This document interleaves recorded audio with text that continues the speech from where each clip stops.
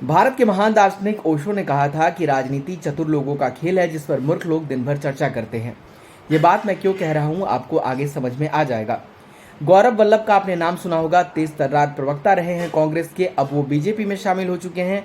गौरव वल्लभ का नाम खूब उछला और सुर्खियों में रहा क्योंकि गौरव वल्लभ अब बीजेपी ज्वाइन कर चुके हैं। उन्होंने इस्तीफा दे दिया कांग्रेस से और बीजेपी ज्वाइन कर लिया। आखिर गौरव वल्लभ क्यों आए बीजेपी में कांग्रेस छोड़कर? इसके पीछे गौरव वल्लभ का तर्क ये है कि कांग्रेस में सनातन धर्म और रामचंद्र जी के खिलाफ बयानबाजियां हो रही, जिस पर कांग्रेस के नेता, कुछ बड़े नेता कुछ बोलने से बचते हैं। कांग्रेस पर कोई प्रतिक्रिया नहीं देती है। सनातन धर्म को कांग्रेस एक तरीके से आप कह लें कि टारगेट कर रही है, खतरे में पहुंचा रही है। वंदे मातरम पर कांग्रेस का जो आचरण है वो एक्सेप्टेबल नहीं है। ये सारी बातें कहना है गौरव वल्लभ, वो गौरव वल्लभ जो पानी पी पी कर कोसते थे बीजेपी के नेताओं को, और बीजेपी के प्रवक्ता उनके साथ डिबेट करने में एक समय ऐसा आ गया था कि डरते थे।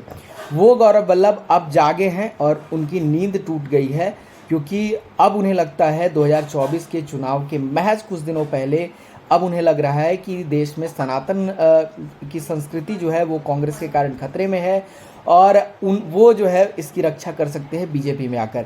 उनका कहना है कि उनका जन्म अगर धरती पर हुआ है तो वो कुछ परोपकार करना चाहते हैं, और वो बीजेपी के साथ प्रधानमंत्री नरेंद्र मोदी के साथ जुड़कर ही उनके विजन को साकार करके कर सकते हैं।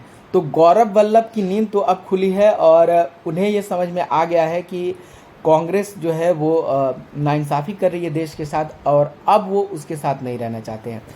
और बहुत सारे नेता हैं जिनकी नींद टूट रही है। चुनाव प्रक्रिया के साथ साथ वो बीजेपी से कांग्रेस में जा रहे हैं, कुछ छोटे दल से निकलकर किसी और दल में जा रहे हैं। तो ये सारे वो नेता हैं जो जिनकी नींद सिर्फ इसलिए टूट रही है क्योंकि इन्हें उनकी पार्टी से टिकट नहीं मिल रहा, या उनकी पार्टी में इन्हें तवज्जो नहीं दिया जा रहा, और वो सोच रहे हैं यही मौका है कि इस बार जो है वो पाला बदल कर कुछ हासिल कर लिया जाए। तो मेन मुद्दा ये है, चाहे गौरव वल्लभ हो या चाहे कोई और नेता हो, बात कितनी भी बना ली जाए, लेकिन सच्चाई यही है कि ये सारे के सारे नेता जो है वो दल बदल इसलिए कर रहे हैं क्योंकि इसके पीछे इनका निजी स्वार्थ है।